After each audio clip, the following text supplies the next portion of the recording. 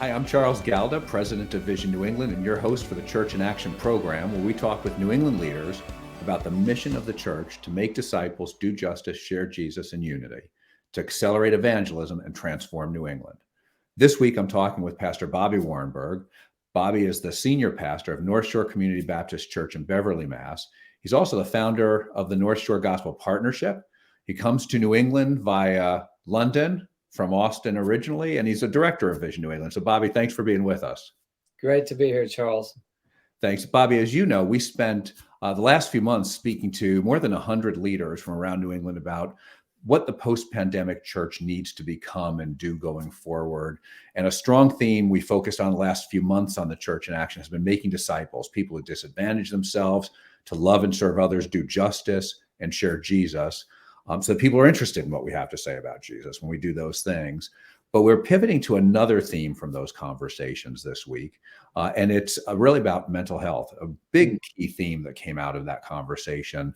And it's an issue that was there before COVID for sure, and people were already talking about the mental health crisis. Now it seems like we're talking about a mental health tsunami because it's only gotten bigger. Pastors are experiencing mental health issues.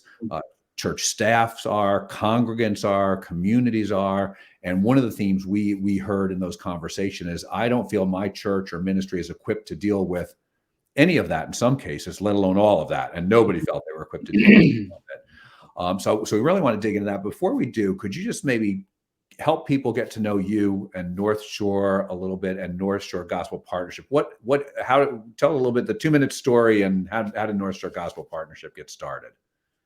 Great. Yeah. So it's really good to be here. I am leading a historic church on the North Shore of Boston.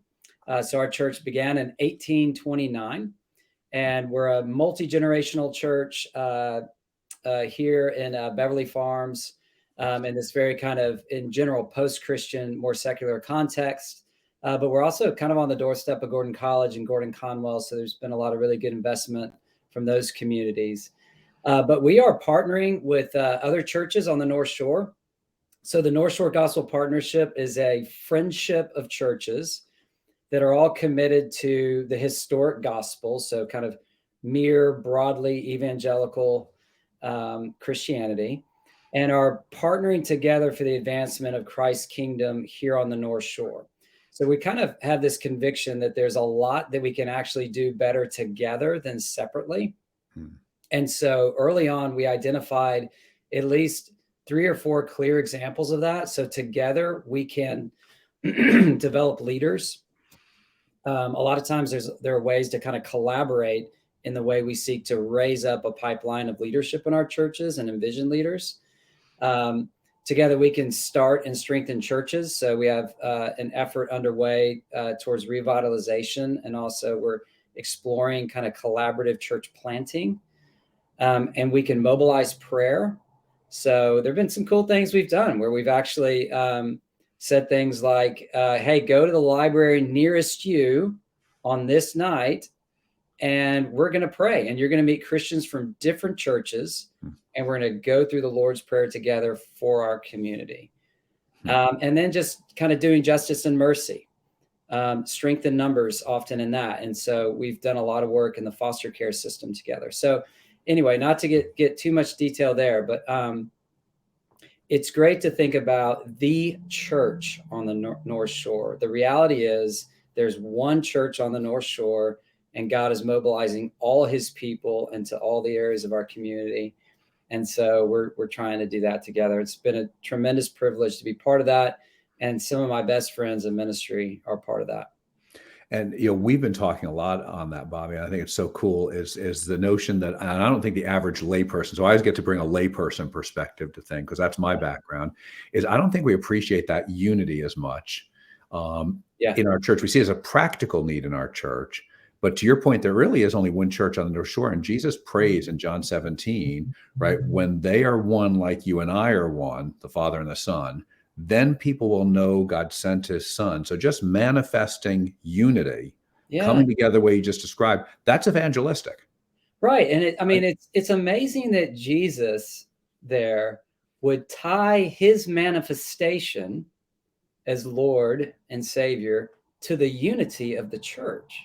Yeah. So it's really profound to think about. And many of us wish there were more people that were getting connected to Jesus. But have we kind of asked that unity question of, is there something that we're doing together that is actually maybe getting in the way of that, or more positively could be an expression of what Christ does among a people?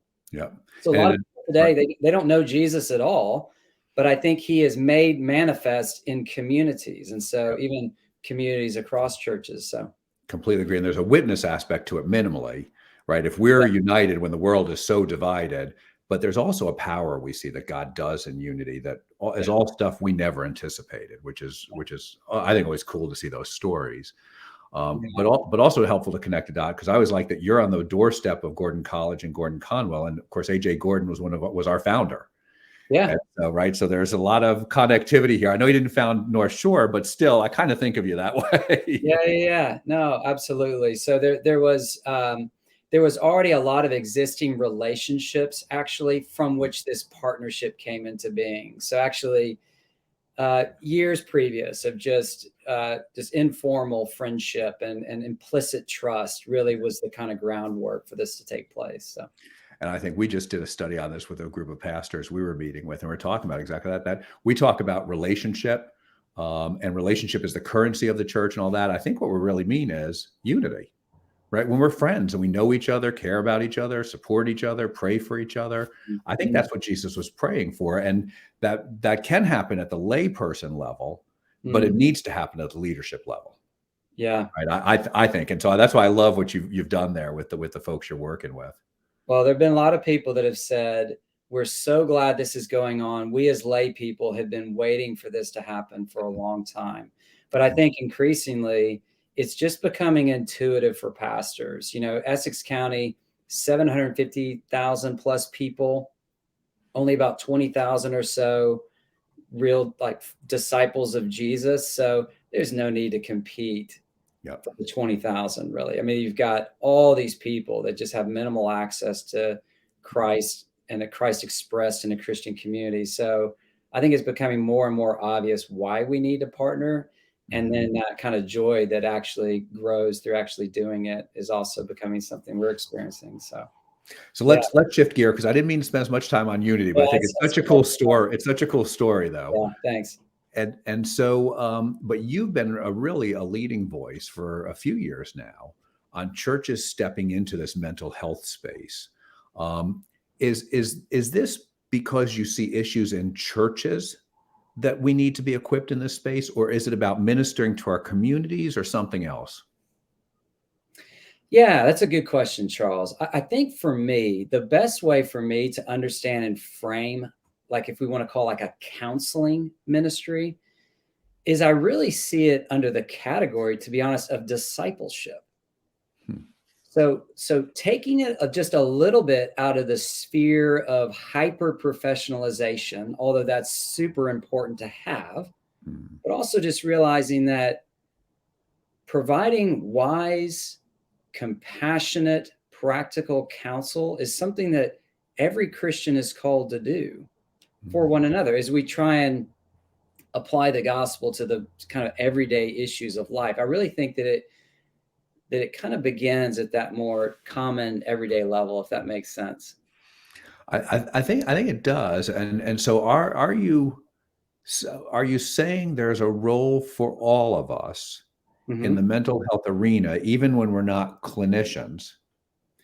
That's what I'm saying. Yeah. One of the organizations that's really influenced my perspective on this, it's called CCEF. And they have a little catchphrase, restoring Christ to counseling. So realizing that Jesus is the wisdom of God, and he has a lot to say about life in a broken world, actually. So restoring Christ to counseling and counseling to the local church.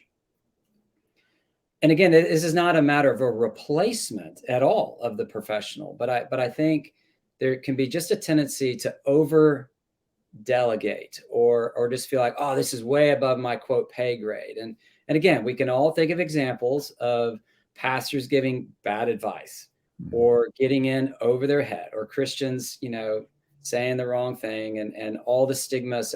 Like, I want to avoid all of that.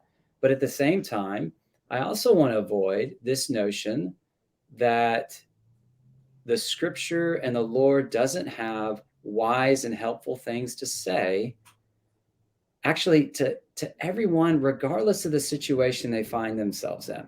So let me kind of help you think about how we frame this as a church. So we're living on the North Shore.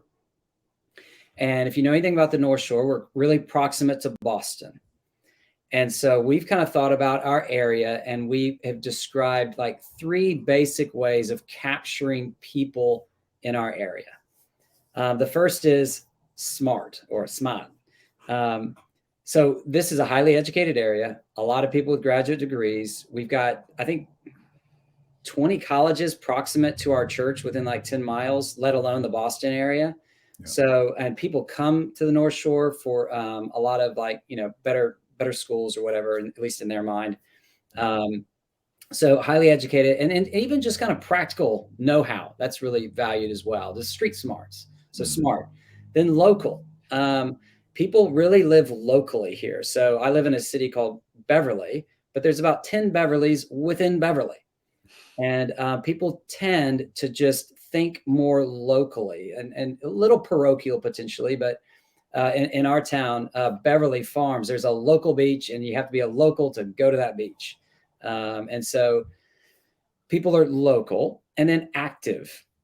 So smart, local, and active. Active just means there's a lot of type A's up here. I don't know what it is about this place, but very driven, very motivated, very involved, whether it's civically, recreationally, sports, just people getting out and doing things and wanting to achieve things. So that kind of describes our area, smart, local, active. But there's a problem because though there's a lot of smarts, there is a need for wisdom. Like, how do I just make my life work? And I think, we live in this age where there's just tons of information out there on, all the basic facts, like how many people died in World War II. You could say that to Siri and Siri would give you an answer. But if you said to Siri, what is my purpose in life? I've actually done that. And Siri gives some really funny answers. So you should just call that. But in other words, how do I employ my information towards wisdom and life? There's a lot of people struggling to make life work for them. And then even though we're really local, there's a lot of people looking for belonging. And even though we're really active, there's a lot of people looking for purpose. So a need for wisdom, belonging, and purpose. And as a church, what we have is the gospel, which is the wisdom of God. The gospel creates a community where you can be known and loved because of it.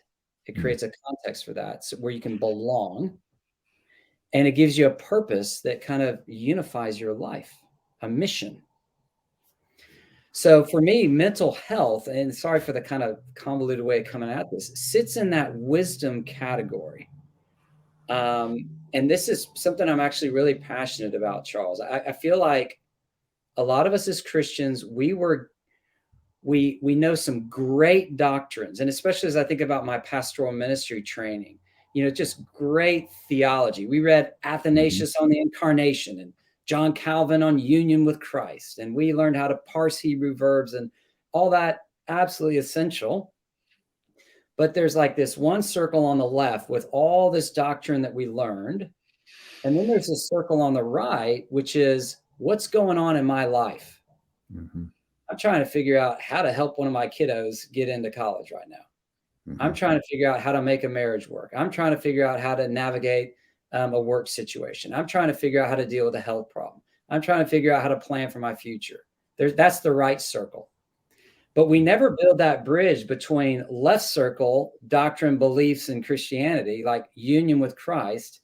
And what does it have to say to, I married someone, I thought it was going to be the best thing in my life, and I'm 2 years in wondering, how are we going to make this last? Yeah. And I think union with Christ has something to say about that, but we didn't really form pastors to be able to make that connection between the two circles. Okay. And yet so much of pastoral ministry and discipleship exists in making that connection. And if you just have the first, then you give the first, meaning the right answers in doctrine. You give a lot of biblically faithful sermons that are just boring.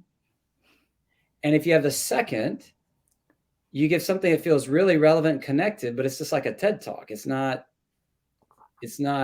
informed by our faith in Scripture. Mm-hmm. And again, I know we're talking about mental health here, but I'm just trying to kind of lower it down a little bit to the grassroots level of, actually, we're just talking about issues on at least a small scale of just, how do I deal with bitterness? Mm-hmm. How do I deal with anger in my life? How do I deal with just a sense of anxiety about the future? How do I deal with some habits in my life that I know aren't good, but I can't shake them at the moment? Now, on some level, we can all relate to probably every one of those things. But then there's an anxiety level that becomes life dominating. Mm-hmm. Like, I don't want to go into social settings because I might have a panic attack, or I'm feeling anxious and I literally can't even locate where it's coming from. I'm in a climate of anxiety. It's not like a storm. It's like, it's what I live in. Now that's a different level. And if somebody gets super, super anxious and mentally confused, then you might have bigger issues like schizophrenia and things like that going on. But at that lower level of just nervousness, worry, anxiety, I think we can all relate, right? Yeah. And it's that level that our Scripture speaks to.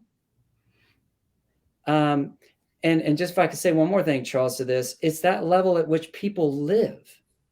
So when you think about it, like for me, this is even a topic of evangelism, because I very rarely meet anyone who says, "Hey, Bobby, how can I be right with God?" Like, that would be great if they would just come out and ask that. Yeah. But I do meet people that say, "I thought I was going to be the best parent in the world, and this is not working."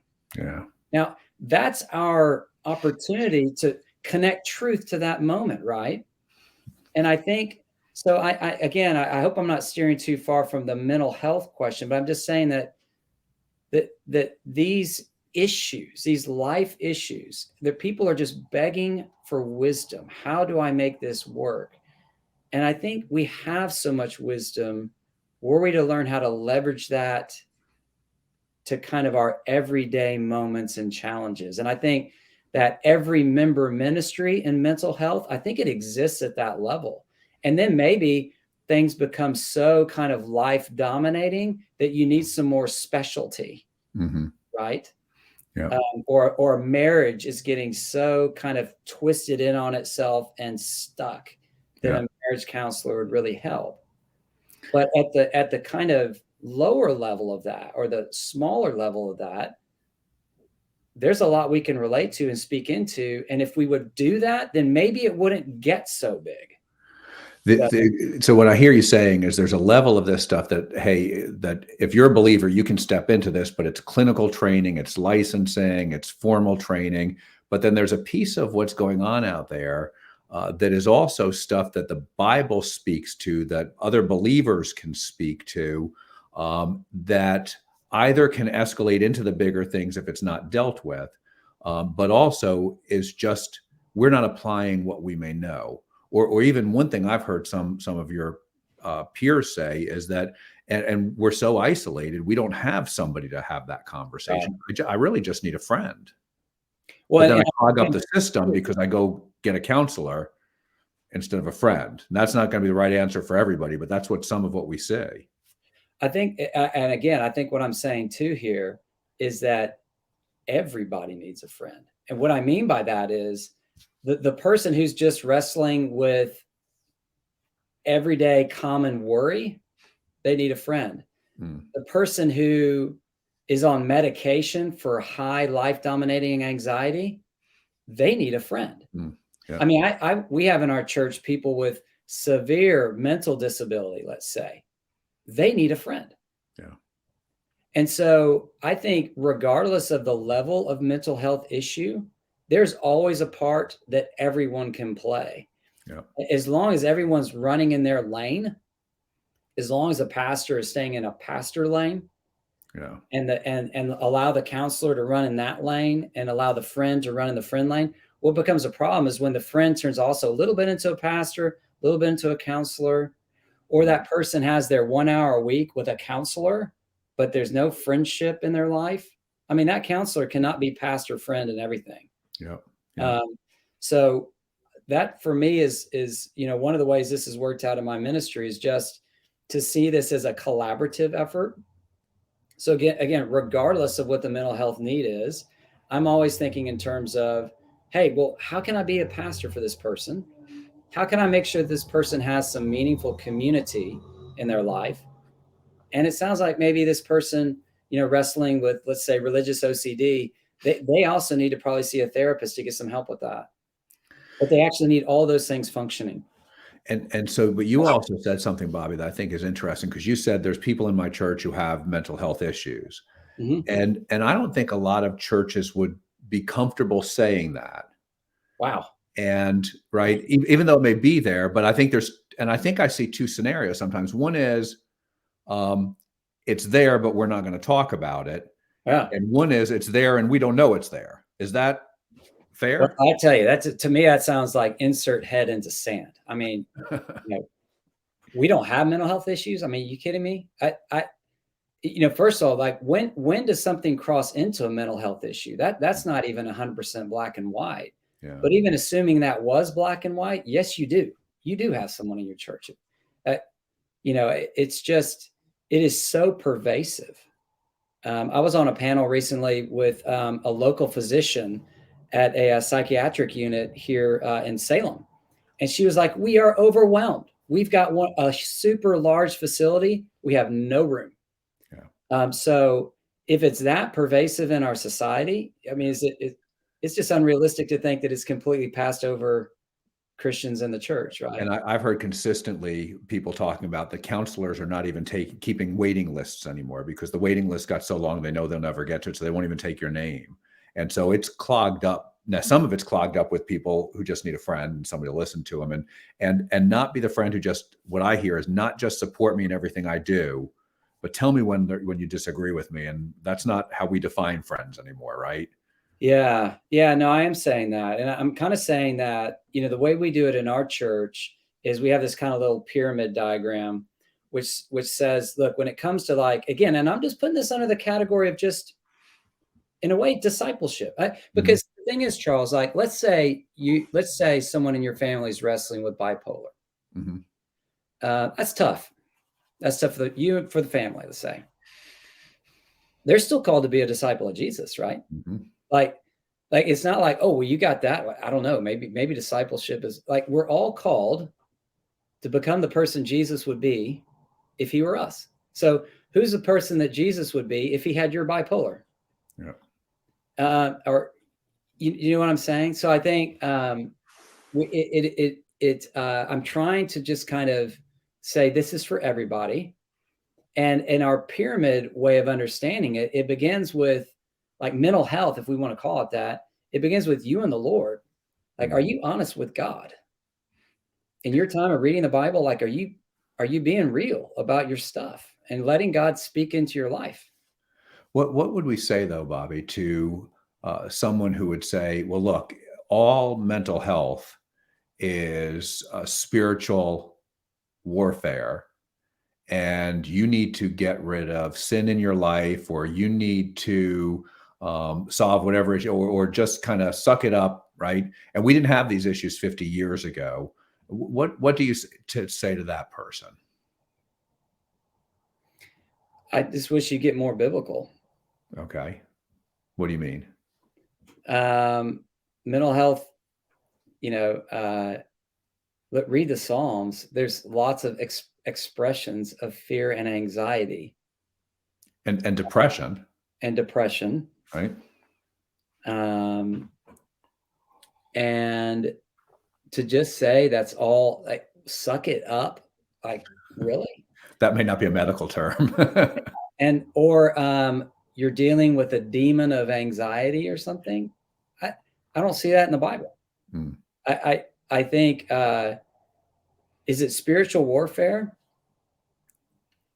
I think we live in a spiritual world, and in that there's all kinds of forces of darkness, personal beings of darkness, demons. They're always involved, and all the time.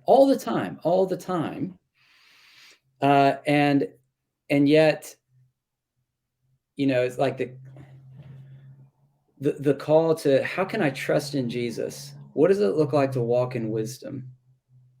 What's going on in my life that I just need to just acknowledge and confess before God and start walking in the light again? That seems to be the way to deal with things, as opposed to, I just need to identify a spiritual warfare thing. And then the thing too with if over spiritualization is, like, if let's say your thyroid goes out, man, you're going to feel terrible. Mm-hmm. You're going to be down, maybe anxious. Yep. And the fact is, it's your thyroid. It's not, so I think, and the Bible just understands this kind of body soul connection and psychosomatic unity. In other words, that God has made us embodied, and it's all kind of mixed in there together. And I don't know. I often find that just, trying to chalk it up to, is this the world, the flesh, or the devil? Which one is it? I'm not so sure that it matters. Can we identify which one? But I think in terms of understanding, what does it look like to respond to this in a way that honors the presence of Jesus in my life and honors the gift of the gospel and leads me in a way of flourishing and loving others? Yeah, because there can be issues we experience in life, I think we'd all agree, that are related to my sin and my lack of a life with God. But once you get past that dealing with those doesn't solve every issue people are having physically or mentally. Well, and the thing is too, that if you are struggling with a physical or mental illness, it's probably going to also bring up issues of sin and need for repentance. Right. If you're wrestling with a long-term physical ailment, what do you do to keep yourself from just becoming bitter and cynical? Yeah. So if they're all, yeah. But there is a stigma associated within the church, and people kind of keep this under the radar screen. There are some churches, and I think yours is one, where folks are more open about it. Mm-hmm. And so how can a pastor create, we've only got about 2 minutes left, but how can a pastor create a culture of openness and transparency that folks feel comfortable raising the issue and being able to engage with other people and have those friendships that may be helpful to them in it? Well, I think what I would say is that right doctrine, or let's call it gospel, minus a community that reflects that gospel, is just shallow. But if you're preaching Christ, the cross, the good news of the gospel, and you're allowing that to shape your culture, one of the things that should flow out of that is just transparency and honesty.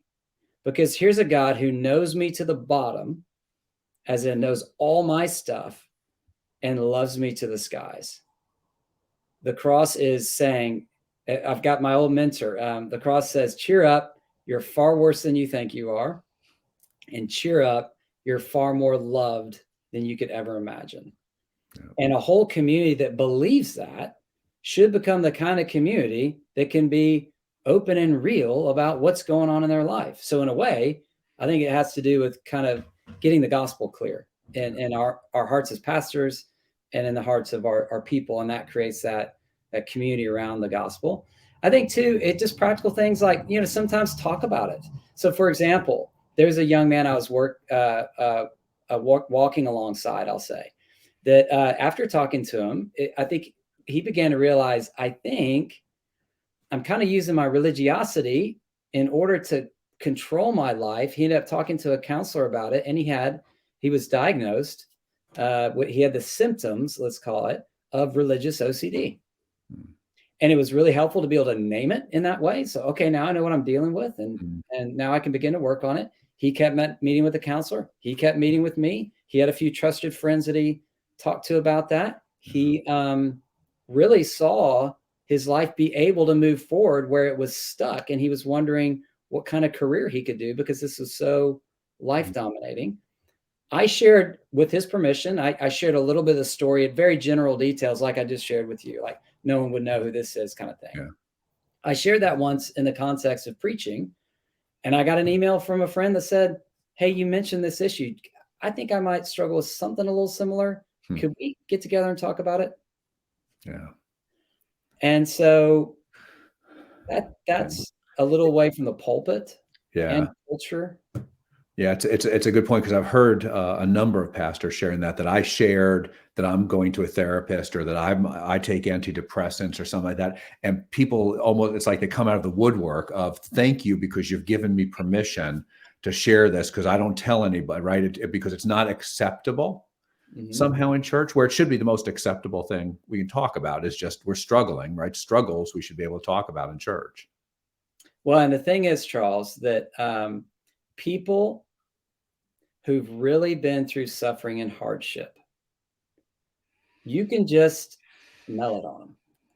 I don't know if that's the right metaphor, but in other words, you can tell when they've walked through that with Jesus and whether or not they're gonna be safe and wise to talk to.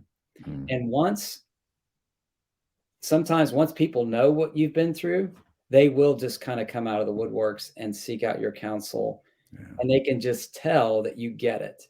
Mm, And a lot of times the thing with mental health is it feels so out of our control. I yeah. mean, nobody wants to say, "Yeah, I just love a lot of anxiety in my life. Yeah, it'd be great."